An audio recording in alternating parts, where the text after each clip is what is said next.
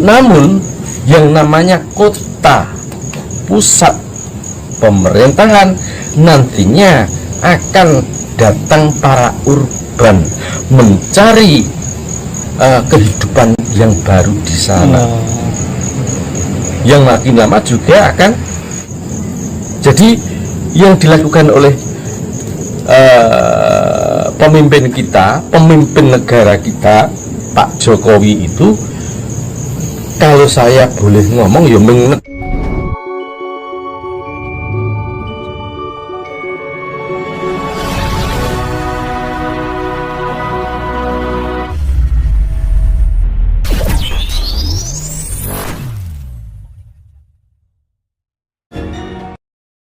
sudah nyawiji dengan Tuhan ini seperti apa, Romo?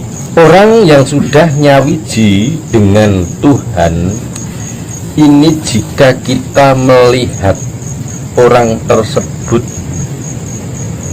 dalam keheningan, orang gagas opo-opo, artinya dalam berkegiatan lumrah seperti pada umumnya.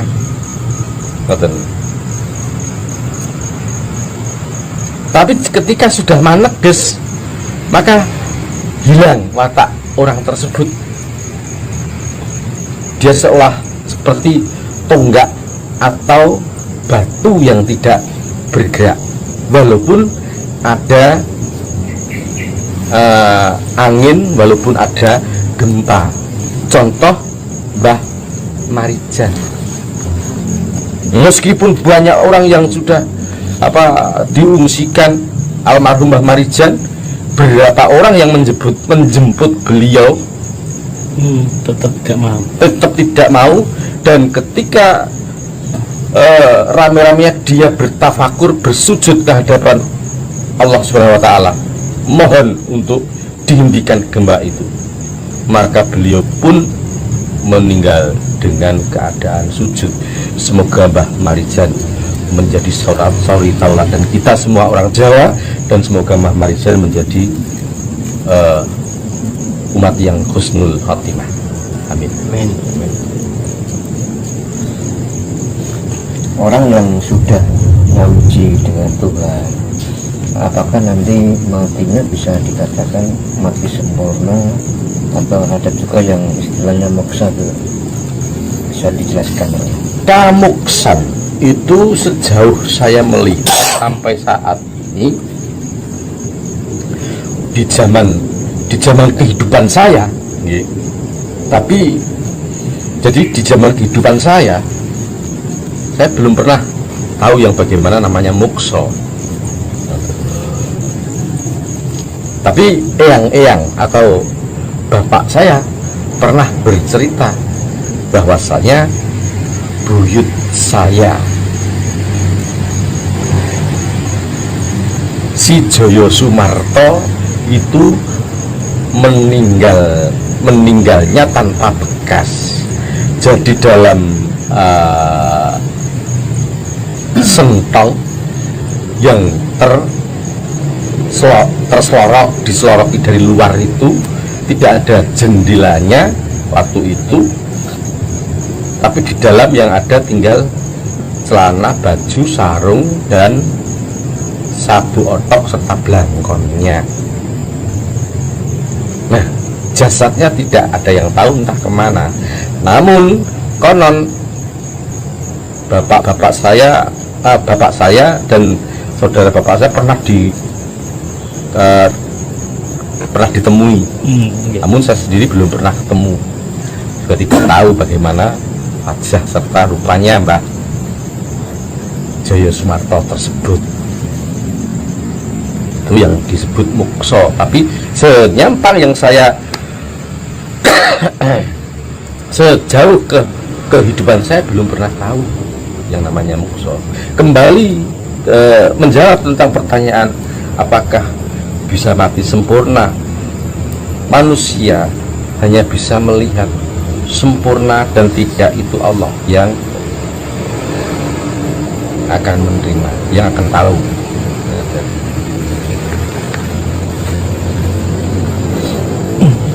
terkait dengan muksa tadi, Romo. Apakah setiap manusia itu bisa mati muksa? Setiap manusia bisa, dengan catatan mereka juga berlaku bersih. Dalam artian bersih, jangankan dengan sesama manusia, dengan makhluk lain tidak pernah menyakiti. Misalkan dicokot lemut atau digigit nyamuk ya ora ditablek, ono semut barisan ya nyimpang, ngidek suket wae gagidan le njaluk sepuro lah, seperti itu. Kan mungkin penjenengan juga pernah tahu bahwasanya orang dulu itu ada yang akan menyabit rumput, istilahnya ngarit, itu berdoa dulu nyuwun njaluk sepuro karo si suket mau kowe tak babat kanggo pakane Raja Kaya. Ora tak nyonyo kowe pancen kodratmu dadi pakane Raja Kaya. Niki terkait dengan pindahnya ibu kota ke Kalimantan, Romo. Jika dilihat dari sisi spiritual, kedepannya setelah dipindah ke Kalimantan itu akan semakin baik ataukah sebaliknya? Mas, kalau saya optimis akan semakin baik. Secara logika, ibu kota Jakarta itu sudah penuh, penduduknya sudah padat. Tidak mungkin pemerintah harus mengurai penduduk untuk dipulangkan ke tempat asalnya. Dan ekonomi Jakarta sudah berjalan, bagus. Roda ekonomi di Jakarta sudah bagus. Nah, lantas perpindahan ibu kota ke Kalimantan, maka saya optimis bagus karena baik. Kenapa? Memang saat sekarang masih dalam kondisi sepi, jarang penduduk, namun yang namanya kota pusat pemerintahan nantinya akan datang para urban mencari kehidupan yang baru di sana, yang makin lama juga akan menyamai dengan ibu kota. Itu yang pertama. Lantas kedua, Kalimantan sukunya, suku asli Kalimantan masih berpegang teguh pada adat dan tata cara yang dianut, sehingga peradabannya sangat kental sekali. Sementara Nuwun Sewu sekali untuk di Jakarta sudah terlalu maju, bahkan lebih condong ke barat-baratan. Saudara kita yang Betawi saja hampir kehilangan budayanya, ikut-ikutan budaya yang ekspor impor gitu. Ikut-ikut budaya impor, kalah dengan budaya impor. Meskipun yang saudara kita di dalam Betawi masih mempertahankan, tapi gaya hidupnya ya tetap metropolis kan gitu.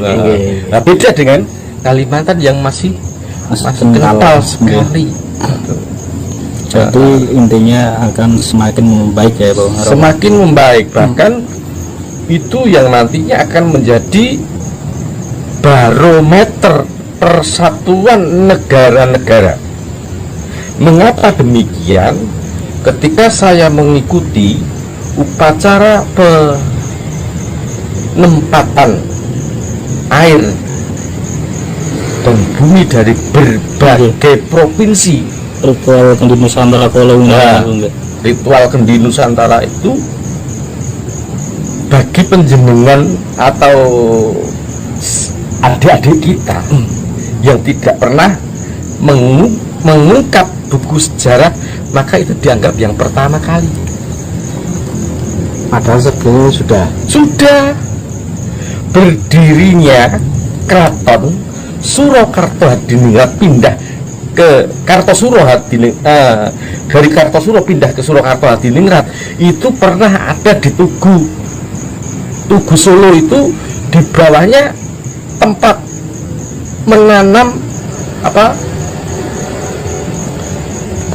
tanah dari berbagai bupati Patmonconegoro pada masa itu, dan alhamdulillah Solo bisa berjaya hingga sampai detik ini Kasunanan Surakarta Hadiningrat gitu. Berarti dulu pernah dilakukan seperti itu. Betul. Ya? Termasuk ketika Sumpah Palapa-Patih Gajah Mada juga pernah melakukan hal yang sama.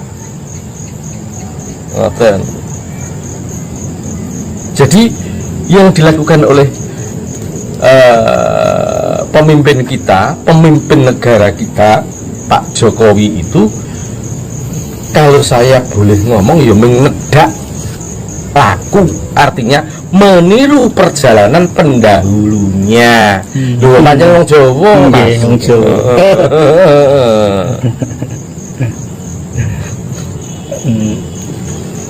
Memang banyak yang mengatakan seperti itu, Romo. Kedepannya akan semakin